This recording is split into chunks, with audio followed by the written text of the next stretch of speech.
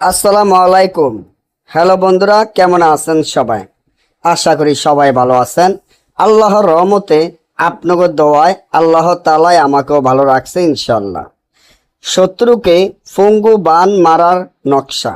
শত্রুকে পঙ্গু বান মারার নকশা, যেই নকশাটি আমার স্ক্রিনে বর্তমানে আপনারা দেখতে পাচ্ছেন।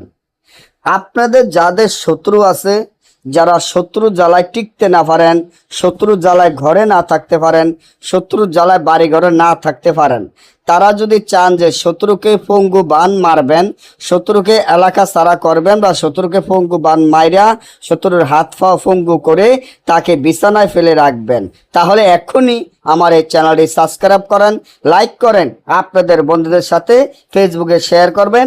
এই ধরনের ভিডিওগুলা আমরা নিয়মিত দিয়ে থাকি।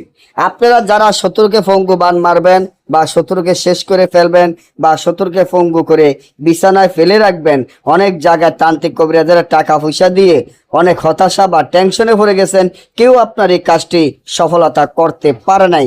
আরে ভাই, আমি তো আছি আপনাদের পাশে, সারা জীবন থাকবে ইনশাল্লাহ। তবে আপনারা আমার জন্য দোয়া করলে হবে ইনশাল্লাহ। এই যে নকশা দেখেন, এটা কোনো সাধারণ নকশা নয়, এমন একটি নকশা যা কাজ করার সাথে সাথে আপনার কাজ হয়ে যাবে।